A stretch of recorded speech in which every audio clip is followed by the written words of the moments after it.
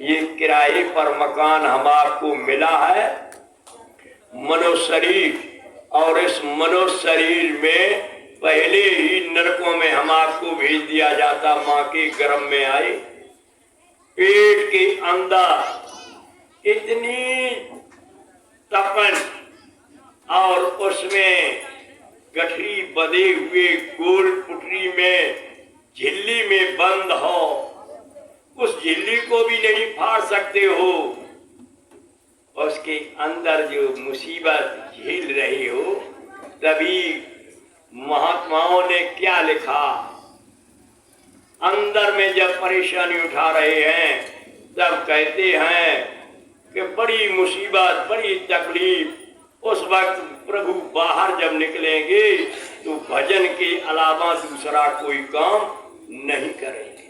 लेकिन कोई भी याद नहीं रखा कि हमने गर्भ में कितना वायदा किया था। फिर गोस्वामी जी महाराज लिख दिया, रख दिया कि जन्मत मरत दुसह दुख पीड़ा।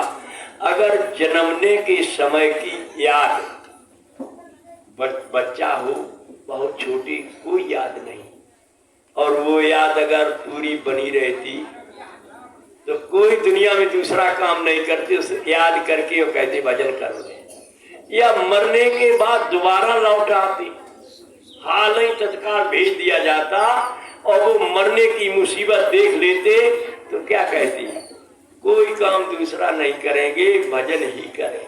लेकिन उधर की भी याद खत्म, उधर भी याद खत्म, पेट में गर्भ में मुसीबत वो भी खत्म। कितनी तरह तरह का जो भी भोजन माने किया, गंदगी सा बच्चे बन करके इस मौके और नाक से ही जा रही है, उसको तीसरी आंख से देख करके और कर रहे भगवान, बाहर निकलने पर भजन ही करें। भाई और बहनों, उस भजन को हम आप भूल गए, उस वायदा को भूल गए, और ये किराए के मकान में फंस करके एक दूसरे को होश जैसे आता गया ऐसे ही संबंध जुड़ाते गए। माँ है, बहन है, बेटी है, इस तरह से है, और पढ़ाई लिखाई के लिए भेजते रहे आगे कारोबार। मैं समझ रहा हूँ ये भी करना जरूरी है, क्योंकि बचपन तो इस तरह से, और जवानी आएगी, कुछ नहीं करोगे, पैदा नहीं करोगे, कैसे आपकी गुजर होगी, ये भी करना जरूरी है। लेकिन नौकरी आज भी करना है। सब कुछ करने के बाद में अंत में हमारे आपके साथ तो कोई चीज नहीं जाती है, तो मेहनत ईमानदारी के साथ इसको करते रहिए। आपने ये नहीं देखा कि हम जो कर रहे हैं वो हमारा कहीं लिखा जा रहा कि नहीं लिखा जा रहा। हम आप किस में हैं कि जो भी कर लो कोई देख नहीं रहा, किसे नहीं देख रहा, समाज नहीं देख रहा है। छिप जाओगे, कोई गलती कर बैठोगे तो हम आपको छिपा देंगे, आप हमको छिपा लोगे। लेकिन ऊपर में जो कैमरे लगे हैं उनसे कैसे छिपाओगे? वो भी छोड़ो, काल भगवान ने जो विधान बनाया है उस विधान में हमारे आपकी यहाँ जीवात्मा और इसके पीछे बहुत मामूली छोटा कैमरा रख दिया है। एक के नहीं, सबके पास रखा हुआ है। और जो भी जीवन में करोगे, कब से 6वीं बरस के पहले दिन से ये कैमरा खुलना शुरू होता है। बड़े ढंग से समझ लीजिए आप, ये बहुत जरूरी है, क्योंकि ये चीज आपके सामने रहेगी तो आप अगर किसी का सिर काटने को जा रहे हैं, या किसी को धोखा देने जा रहे हैं, या किसी का गलत काम करने जा रहे हैं, तो आपका एकदम दिमाग जाएगा, जैसे बिजली का करंट लगता है ऐसे झटका लगेगा। क्या कैमरे में छप रहे हैं? वो 6वीं बरस के पहले दिन से शुरुआत हो जाता है। और जैसा आपका भेष, शरीर, कपड़ा, जगह, उम्र, उसी तरह से छप जाता और रिकॉर्डिंग भी होती चली जा रही है। अब आप विचार करो, छिपा किसको लोगे? स्वयं आप जो करोगे आपका एक एक भर जाएगा, और भरने के बाद वही आपका अंत तक, जब तक सांसों की पूंजी तब तक। और आप उलझे किसमें हो? आप पूजा भी करते हो, कथाएं भी करते हो, यज्ञ भी करते हो, जब तब भी करते हो, गंगा के लिए सब भाग पड़े। और अगर कोई प्रत्येक पूर्णमासी को नहाने लगा तो गांव के लोगों ने गंगा राम नाम रख दिया। अगर जमुना नहाने लगा तो जमुना दास नाम रख दिया। अगर देवी के ज्यादा हो गए पीछे कि देवी का भक्त है तो देवी दयाल नाम रख दिया। पूरे समय तक इस शरीर का जाप बराबर आपका होता रहा, लेकिन आपने असली जाप को कहीं न कहीं आपका मन गया ही नहीं कि हमारा असली जाप आखिर में क्या है, क्या करना चाहिए। अरे भाई, यही जैसी लीलावती कलावती की कथा चलती थी पहले, और वो कथा क्या थी जो लीलावती और कलावती सुनने को गई थी। अब नए लड़कों को अगर पूछा जाए तो इंग्लिश टू इंग्लिश है, कहा जाने लीलावती, कहा जाने कलावती, क्या जाने लता पता डूब रही थी, क्या जाने प्रसाद नहीं लिया तो डूब रही है, और जब वही कथा सुनी और प्रसाद लिया तो वही लता पता ऊपर आ गई। अब उनको क्या मालूम, ये बुजुर्ग लोग ये जानते हैं कि पहले विद्वान लोग आते थे, सुनाते थे, करते थे। पहले इसी तरह से जाप चलती रहती थी।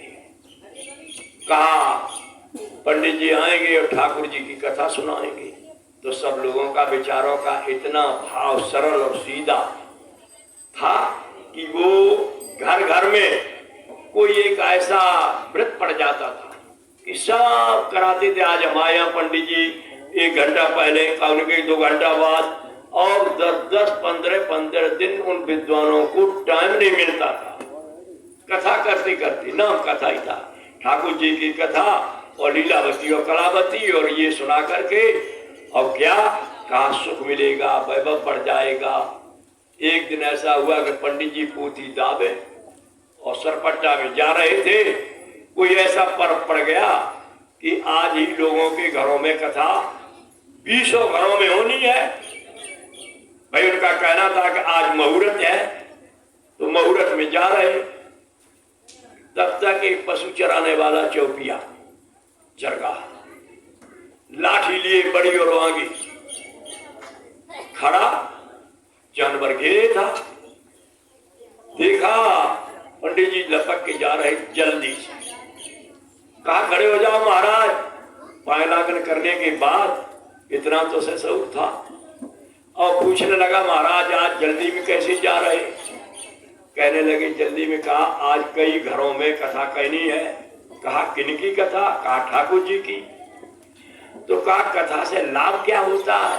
कहने लगे बीमारी नहीं आएगी, घर में धन बढ़ेगा, वैभव अच्छा हो जाएगा, सुख शांति रहेगी, तमाम तरह समझाया। तो वो कहने लगा महाराज कथा तो ये होती कितने खर्चे में?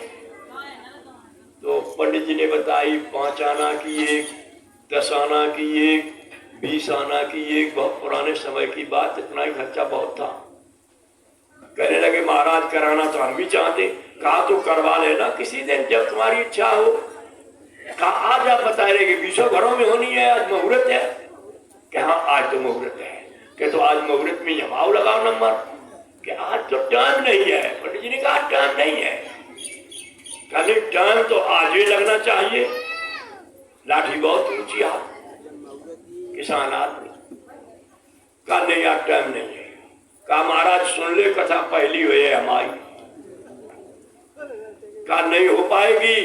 कहा महाराज देखो जानवर घेरते हैं, लाठी बहुत बड़ी है हमारे पास, कथा पहली हुई है।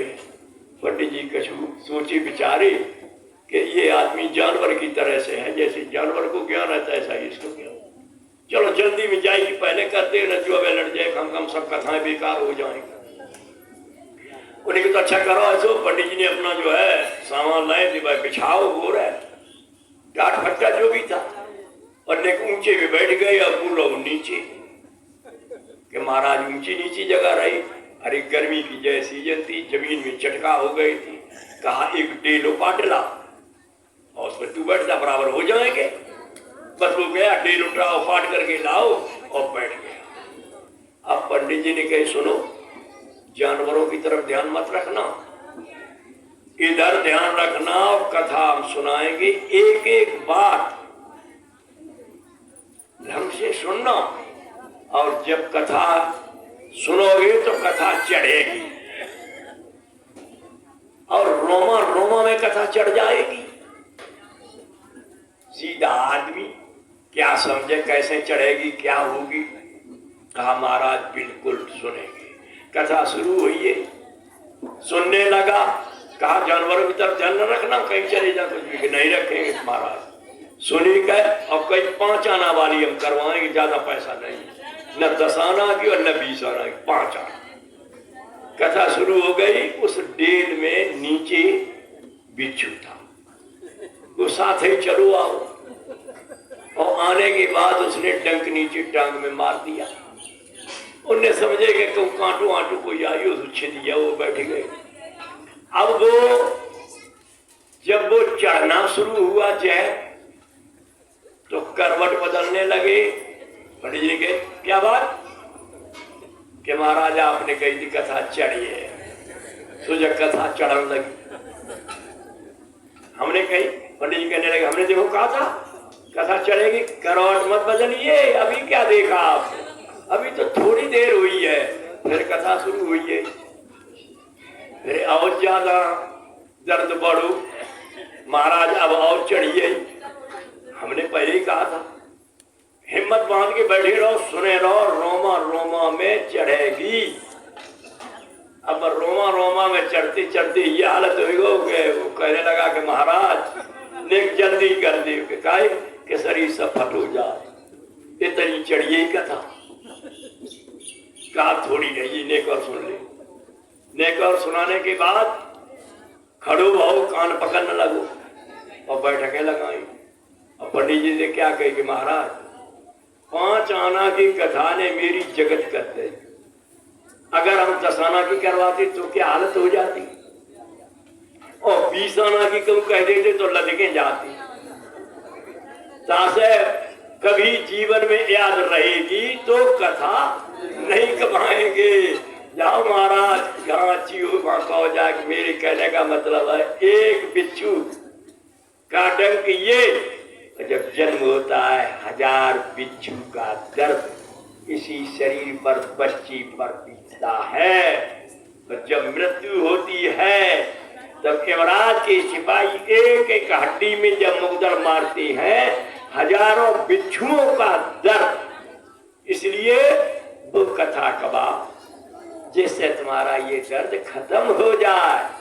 तो वो तो कथा यही है कि रोज बैठो, कानों में उंगली डालो और चले जाओ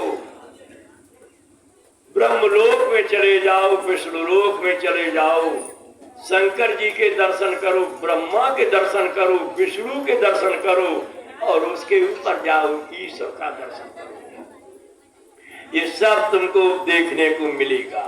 लेकिन प्रेमी भाई बहनों, ये तो समझ लो क्या सतयुग था, क्या त्रेता था, क्या द्वापर था और क्या कलयुग है। जब आपको अपने शरीर का ज्ञान नहीं है, आपको सतयुग द्वापर त्रेता का ज्ञान नहीं है, तो आत्मा और परमात्मा का ज्ञान आपको कैसे हो जाएगा। और जगह जगह आप क्या कहते हो, हमने तो गुरु कर लिया, हमारे गुरु फलाने हैं।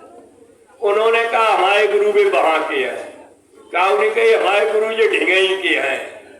किसी ने कहा मेरे गुरु कुछ लेते ही नहीं है, हमारे यहाँ खाना बहुत बेहतर मिलता है।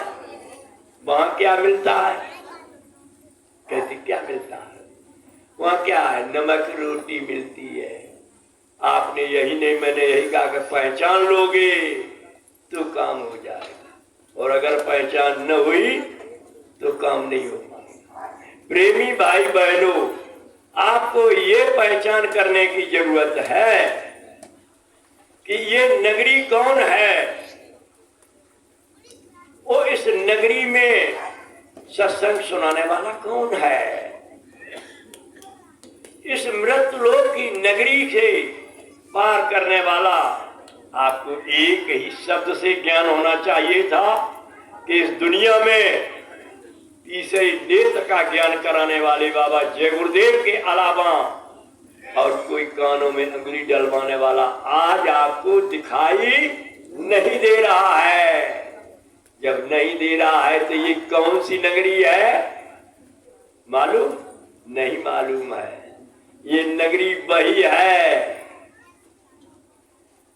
अंधेर नगरी और अनबूझ और टका शेर मूली और टका शेर खाजा। ये वही नगरी है, अनबूझ और अंधेर नगरी है। अंधेर नगरी राजा, ये प्रजा है, ये जनता है। रामायण में लिखा जास और राज प्रिय प्रजा दुखारी सो नृप अवस नरक अधिक। कौन सा आप राजा हो। आपके राज्य में, आपकी इस राजधानी में 4 खान 84 लाख योनियों में मनुष्य देही के बराबर कोई नहीं। तो राजा कौन हुए आप। आपने विचार नहीं किया। भगवान राम ने न मछली खाई, न शराब पी, न कहीं चोरी की, न कहीं गलत काम किया और 14 वर्ष वन में रह करके फल फूल साग सब्जी कुछ भी खाया हो, लेकिन कहीं इतिहास नहीं बता रहा है कि मांसाहारी रहे, शराबी रहे। इतिहास बता रहा है क्या करते थे कि प्रात काल उठे रघुनाथा और गुरपित मात नभावे। अगर यहाँ कह दिया जाए कि आप भक्त राम के हो बहुत अच्छा है, और कहा जाए कितने शाकाहारी हो, कितने शराब रहित हो, तो आपकी दावत नहीं बन रही। रिश्तेदार आएंगे पहले ही कहेंगे लाया पूरी तो भाई अच्छी लगी है। आप बता पुजारी हो, पूजा करता मान रहे हो, अगर कहा जाए हाथ उठा दो तो अभी बहुत बेइज्जती की बात। मुश्किल में 10 नहीं निकली, मान किसको रही। उधर वंश में कहा जाए भगवान कृष्ण को माखन चुराया लेकिन मांस नहीं चुराया है। दूध मलाई तो खाई है लेकिन एक पशु नहीं खाए, कहीं शराब नहीं पी। आज जय जयकार क्यों हो रही है तो क्या कोई बताने वाला नहीं। आपने सब सुना इतिहास। 7-7 दिन तक बहुत बड़े खर्च करने के बाद आपने यही कहा सबने गांव ने मिलकर कि धार्मिक कार्यक्रम करने जा रहे हैं, थोड़ा थोड़ा चंदा डाल लो। आपने ठान दिया, विद्वान बढ़िया बुला लिया आपने मन से।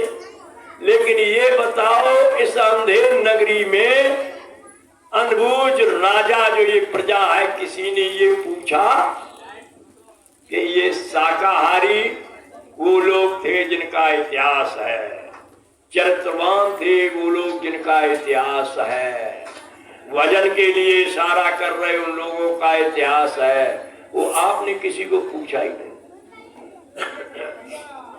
होगा क्या प्रेमी भाई बहनों, दिशा वो आ जाएगी कि आपको इस दाढ़ी की ख्याल करने पड़ेगी। कैसे करने पड़ेगी कि अंधेर नगरी अनबूझ राजा में एक महात्मा जी अपने चेला को लेकर के गए। उन्होंने गुरु पहुंचे हुए थे, उन्होंने कहा चलो अंधेर नगरी दिखाए जाए। जब अंधेर नगरी में पहुंचे अनबूझ राजा और टका शेर खाजा और टका शेर मूली। अब वो चेला जो साथ में गो, मैंने क्या देखा कि वहां तो नमक रोटी वो आश्रम पे खाते रहते थे, लेकिन यहाँ तो रबड़ी खाओ, मलाई खाओ, कुछ भी खाओ, टका से कई दिन रहने के बाद गुरु महाराज ने कहा, अरे चेला चलो अब घर के आश्रम पे चलेंगे। चेला ने कहा, गुरु महाराज अब आप हुए चले जाओ, अब हमें यही छोड़ दे, यहाँ कितने माल कहूँ खड़े हुए बढ़िया नहीं मिलते। आप देख रहे देश के अंदर कितने मजहब चल रहे, और आप अगर बात करोगे, मैं नाम नहीं ले रहा हूं किसी का, तो क्या कहेंगे, थाली लग के आती है बढ़िया खाना की, इधर बैठते हैं मक्खी भी नहीं कहीं दिखाती, इतनी सफाई और इतना खाना बढ़िया आ रहा, तुम आए में चलो तो कहा है नमक रोटी होता हूँ सेवा होती। समझो कैसे थे, वही चेला जैसा वो चेला गया था, ऐसे ही लोग। क्या चेला ने कहा, गुरु महाराज तुम्हें चले जाओ, वहां कोई खाए फिर मिले, और यहाँ जो है टका शेर में बढ़िया खाते, हम और कुछ खाते ही नहीं, गद्दर आइए 10-15 दिन। गुरु महाराज ने कहा मेरी बात मान ले चलो। कहा नहीं महाराज चल नहीं पाएंगे। कि तो आपत्ति जब आ जाए, तब गुरु ने देखो कितना बड़ा दिया सहारा, कहा मुझे याद कर लेना। कहा गुरु महाराज याद तो आपको कर लेंगे इस बार। चेला वही रही, गुरु अपन चले आए अपने देश अपने। चेला खा खा के मार खा खा के गद्दर बहुत मोटी हो गई। इधर राजा के राज में चोरी हो गई। सिपाहियों ने बताया जाकर के कि राजमहल में चोरी हो गई। राजा ने आदेश दिया कि वो फांसी का फंदा है वो ले लो और बाजार में निकल पड़ो, जिसके गले में फांसी का फंदा बन जाए उसे फांसी लगवा देना। बताओ अंधेर नगरी है और अनबूझ राजा, न जबूजी के किन्ने चोरी करी किन्ने नहीं करी, कौन है जुर्मी कौन नहीं जुर्मी। हुक्म सुना दिया कि फंदा बन जाए उसी को फांसी लगवा दो। तो आप सिपाही गए बाजार में घूम रहे हैं, गले में डालते ही नौके में, गले में डाली नौके में ढीली पड़ रही, नहीं लगी। तब तक चेला घूमत बहुत हुई, खा खा के माल मलाई आए रहो, तो पूरे महात्मा बनिए। तो जो गले में डालो फंदा फेंक से बन गया, ले जाकर राजा के सामने ठाड़े करे जाओ, बोले कि महाराज इसके फंदा बन रहे, तो बस ले जाओ इसे फांसी लगवाइए, लेकिन शर्त यह है कि अगर किसी को देखना चाहे तो मौका दे देना। ले गए, कहा किसी को देखना चाहते आप भूलिए सब माल मलाई खाए, अब नहीं। अब याद आए रहे कि नमक रोटी अगर खाते तो अपने आश्रम पे गुरु महाराज के चरण में रहते, अब नहीं याद आ रही है। अब उन्होंने कहा गुरु महाराज को देखें, और उन्होंने जान ली, अंतर्यामी गुरु ने जान लिया कि आफत में पड़ गया चेला, चल दिया वहां से, और वो नरसी की तरह पल में उनके पास आ गए। जैसे ही कहा कि गुरु को देखो, हाँ कि तो चलो दिखा कहाँ पे है, कि ऐसी सीधे कुटिया है, कि तो बड़ा देखो, ने एक बड़े दर से गुरु आ गए। गुरु महाराज ने कहो ये क्या है, कि सरकार अब दया करो, जो कछु है सो आप देखो, फांसी लगन जाए रही, मौत होने जा रही। कहा हमने पहले कही चलो अपने यहाँ, तुमने मानी नहीं। अब यहाँ कोई है सुनने वाला, ये तो अनबूझ है, कोई किसी की नहीं पूछता है, जो जहाँ जा रहा फांसी का फंदा पड़ रहा तो पड़ रहा। बताओ चोरी किसने की और फंदा तुम्हारे पड़ो आएगा, तुमने तो की नहीं। चेला कहने हम महाराज जानते हो नहीं गुरु महाराज। कहा ठीक चलो एकांत में चलो। सिपाहियों से कहा कि तुम अलग रहो, हम अपने चेला को कुछ समझाएंगे, फिर फांसी लगा देना। फिर उन्होंने कही कि जब फांसी तेरे गले में डाली जाएगी तो हम खींचेंगे, कि हम लगवाएंगे अपन, और जब हमारे डालने लगेंगे तब तू खींचिए कि हम लगवाएंगे। खींचा खांची में काफी देर हो जाएगी, तब राजा के पास पहुंचेंगे, यही काम राजा के यहाँ करना। फिर राजा मुझे पूछेंगे तब हम बता देंगे। बस गए एकदम सिपाहियों के सामने खड़े हुए, वो कहा अब लगाइए, हंस के कही लगाइए फांसी हमारी। जैसे ही फांसी को फंदा डालो, गुरु ने फट खींच लो। इसके कैसे लगेगी फांसी, फांसी हम लगवाएंगे। और अपने फंदा डालो, चेला ने फट खींच लो, हम लगवाएंगे। अब खींचा तानी में देर हो गई, सिपाही परेशान हो गए कि अच्छा चलो राजा साहब के सामने चले। अब जब राजा के सामने पहुंचे जाकर, तब राजा ने कहा क्या बात? कहा महाराज ये कहता है कि हम लगवाएंगे फांसी, ये कहता है कि हम लगवाएंगे फांसी। अब हम जाके गल उठाते हैं, दोनों जी खींच ले। राजा ने पूछा कि मरने को हर आदमी डराता और तुम हंस हंस के फांसी लगवाते, क्या मतलब? गुरु कहने लगे राजन, आज मुहूर्त है और स्वर्ग में आज ही दरवाजा खोला गया है सदियों से कि स्वर्ग में आज के दिन जो आएगा वो वैकुंठपुरी में सिंहासन पर लिटाया जाएगा। तो हम इसे कैसे जाने देंगे चेले? हम जाएंगे पहले। चेला कहने लगा नहीं सरकार, ऐसे कैसे हम जाने देंगे? हम जाएंगे, गुरु नहीं जाएंगे, हम जाएंगे। आज की मुहूर्त, आज मुझे मौका मिलेगा। राजा ने कि दोनों का हटाओ पीछे, हम जाएंगे आज। जब लेकर के चल दिया तब गुरु ने कही क्या बता, माल मलाई खाए रहो तो टका से, अगर कोई अनबूझ राजा न हो तो जो फांसी पे स्वयं का जाते तुम्हारे आमाए लगती। तो ये अनबूझ राजा है, ज्ञान है। तो ये कहने का मतलब है कि ये ज्ञान दुनिया में, अज्ञान दुनिया में जो फांसी से छुड़ाने आया है उसकी तरफ निगाह नहीं आप कर रहे। आप क्या कहते? जय गुरुदेव में जाओ, सेवा बहुत लगती है, हर वक्त सेवा ही उठा रही रात। और का खाने के लिए मेरे संग चलो, फलाने में मजहब में चलिए, देखिए माल खाने को मिलता, सेवा कोई नहीं लेता। आपको ये मालूम नहीं है कि जब साफ लिखा है कि कर्म प्रदान विश्व रच राखा, जो जस करो सुख तस फल, हम नहीं सुख दुख के दाता, निज कर्म करो भोग सोई प्राप्त। जब भीष्म पितामह ने गलती की और स्वयं उनको भोगने को गया और आपने अपनी जेब से एक पैसा दिया नहीं और बढ़िया थाली लगा करके खाना खाया, आपने ये कभी सोचा कि ये पैसा कहीं से आया होगा और इस मजहब में बढ़िया खाना खिलाया जा रहा है और जिसने ये पैसा अपने खाते से भेज करके इसमें डाला है, इसका ऋण मेरे ऊपर लद गया है, हम इसको कब चुकाएंगे?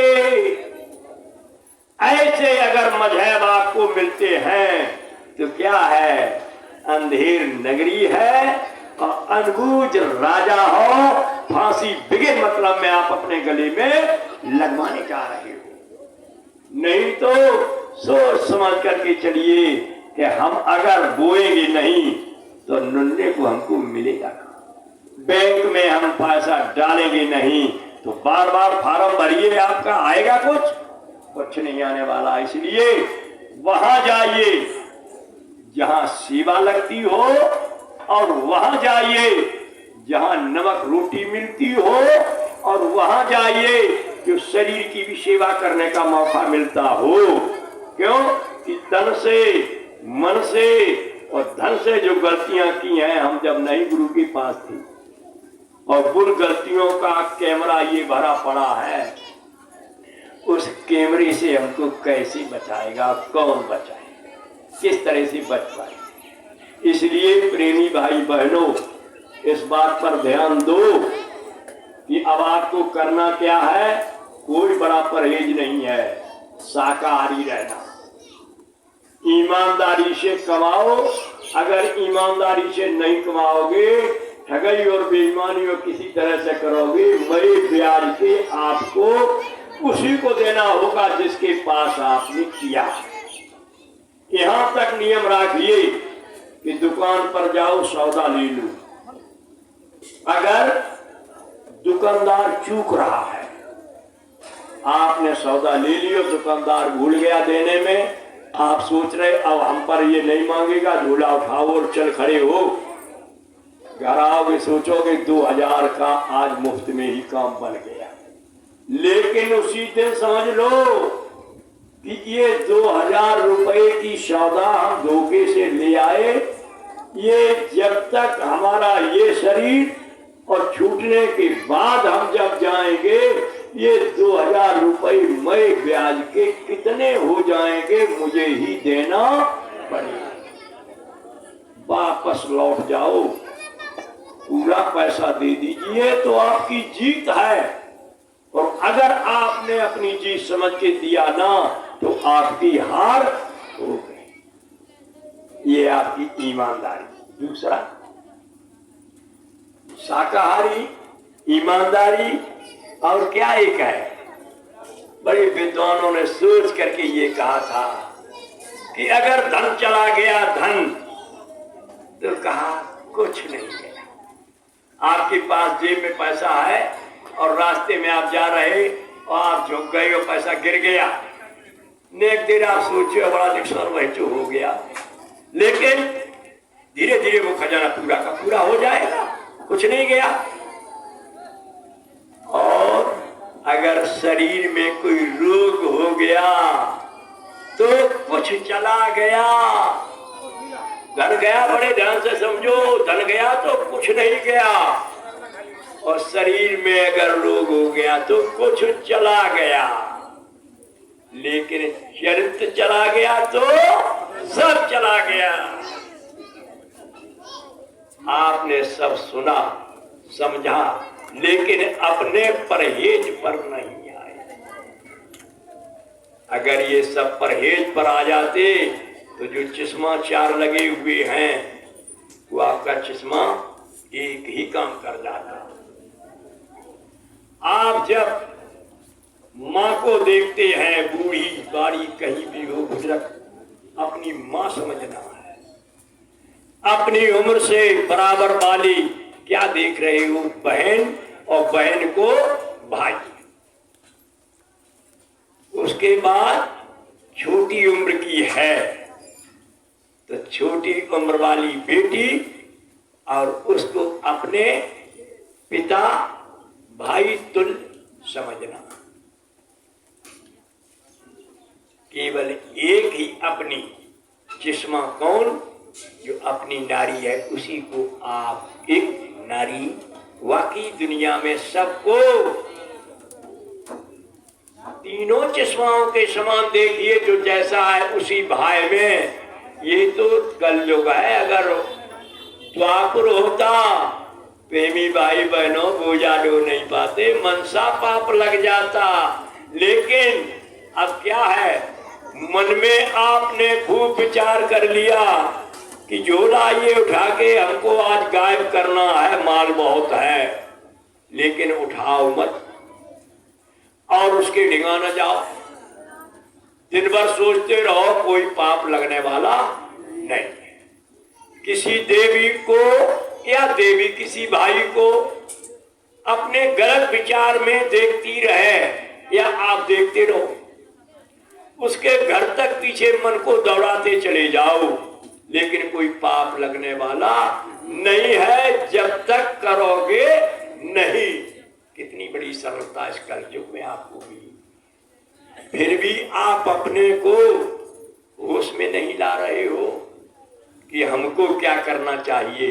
तो तीनों परहेज करो, शाकाहारी रहो, ईमानदार रहो, चरित्रवान रहो, और तीन काम करो। क्या? सुमिरन, भजन और ध्यान।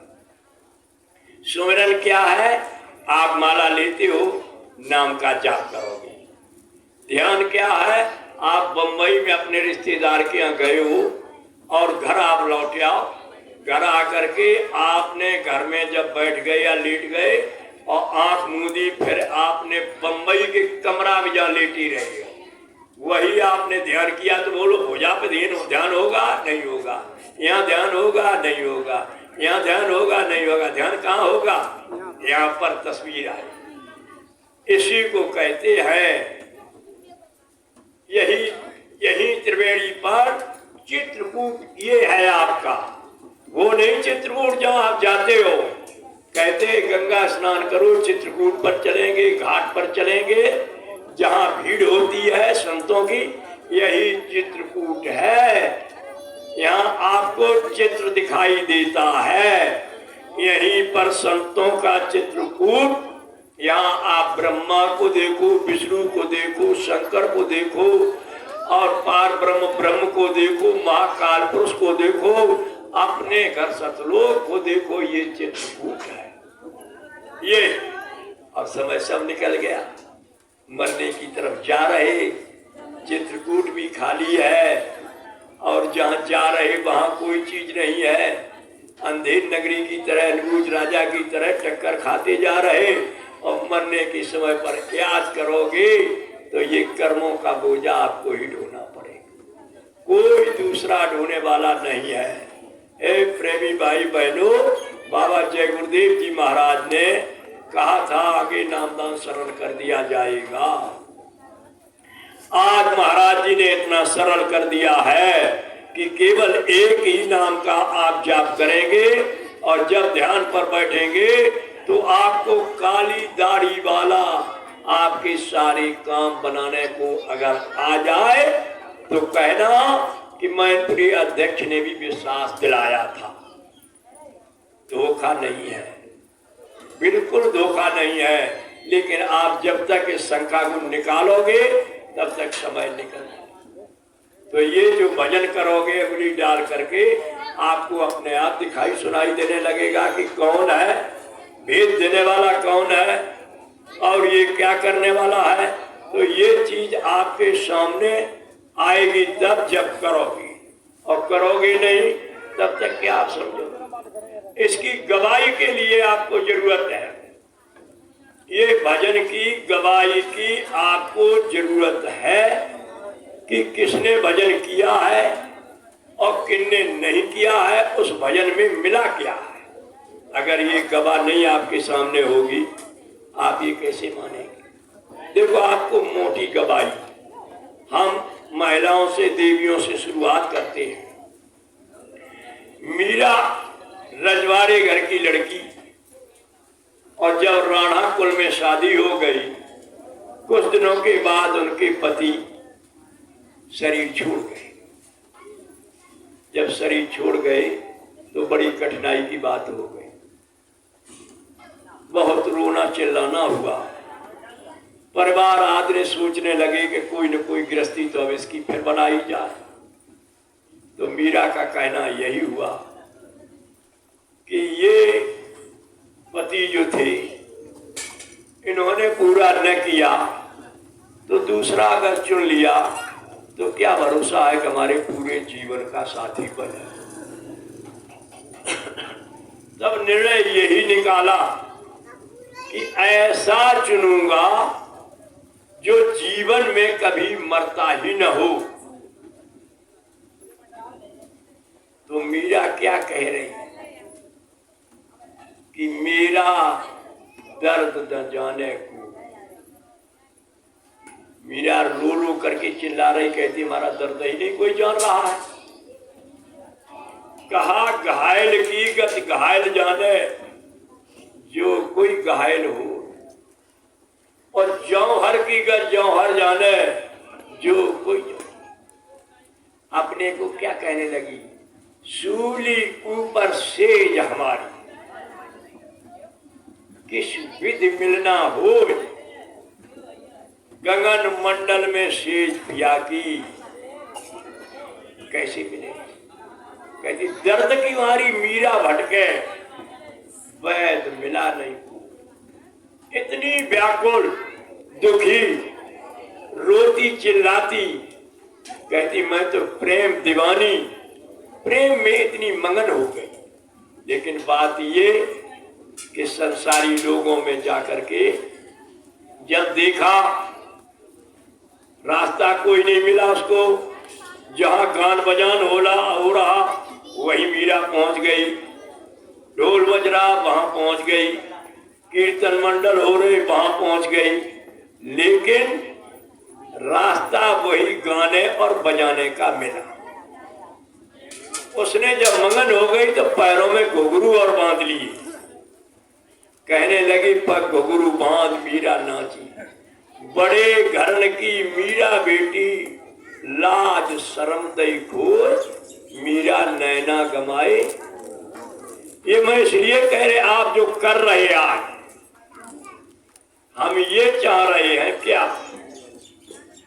कि जैसे आपने धान की पौध अभी डाली और धान की पौध ही अगर बनी रहने दो तो आपका उपज कुछ नहीं हो, पौध वहीं गिर जाएगी, सड़ जाएगी, कुछ नहीं हो। और जब एक एक टांसी को उखाड़ करके तो सारी खेत में लगा देती है तो धान होता है। इसी तरह से हम ये चाह रहे हैं कि आप मनुष्य शरीर आपको मिला है तो आप इधर से हटा करके इधर लगा, आपका उपज बढ़ जाए, आपकी मेहनत का फल आपको मिलने लगे, आप अपने में आनंद होने लगो।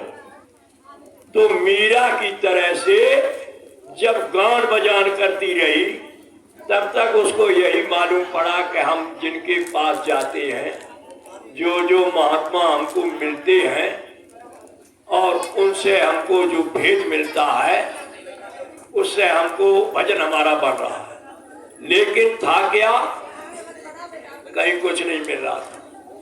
जब अपने ननिहाल में पहुंची नानी के पास, तब मीरा ने ये कहा कि आज ननिहाल में सारे गांव के लोग कहेंगे कि मीरा का गान बजान मनोरंजन नाचना होगा। लेकिन जब नानी के पास पहुंची तो नानी ने क्या कहा कि मीरा आज बिल्कुल जवान से बात नहीं निकलनी है आवाज। मीरा सोचने लगी कि जहां हम पहुंचते हैं वहां खुशियां छा जाती हैं कि आज भजन होंगे, और ये नानी रोक रही है, क्या कारण है। लेकिन उसने कपड़ा डाला, अंगुली कानों में डाल करके और बैठ के घंटा खाड़ अपना भजन में समझ दिया। नानी ने, मीरा देखती रही। जब आँख खुल के अपने काम पर गई नानी, तब कहा, माँ नानी आज तुम क्या कर रही थी? कहा भजन। कहा ये क्या भजन? भजन तो मैं करती थी, जो चोटी से और पैर तक पसीने में लस्त पस्त हो जाती। तुम्हारा भजन ये क्या है? कपड़ा डाल दिया और अंगुली डाल दी। तब समझाया, मीरा सुनो, जिन खोजा तिन पाया, गहरे पानी बैठ, मैं पौड़ी ऐसी रही सुरही किनारे, एक दिना की बात सखी, वो श्याम मिलन घर मेरे आयो, मैं जानी कोई ब्रज को सखा, चट घूंघट से पट मुख दुखायो, इतने में श्याम चले जो गए, एक सखी ने मोह बतायो, एरी सखी तू ना जानो तेरे घर प्रीतम मिलने। कहने लगी मैं नहीं जाना। काली काली घटाएं एकदम जैसे ही सामने आई, भड़क करके आंख खुल गई। ए मीरा, वो दिन मुझे आज याद है, मैंने अपनी सहेली से जब बताया तब उन्होंने बताया कि वो श्याम आप ले जाओगे कन्हैया पर, बात श्याम का मतलब। लेकिन नहीं, आप देखिए महात्मा बुल्ला साहब ने लिखा क्या, श्याम घटा घनघोर चौंतीस छाइया, अनहद घोर शोर गगन में सुनाइया, दामिनी चमक दमक त्रिवेणी नहाइया, बुल्ला ता विचार कर अपना मन ठहर। आसमान में काली काली घटाएं, अरे इसी मनुष्य शरीर में कर लो। जितनी तरफ से धन इकट्ठा करते हो, जितनी तरफ से परिवार का साथ देते हो, जितनी तरफ से राजनीति का साथ देते हो, जितनी तरफ से तमाम तरह तरह के विचारों में जाते हो,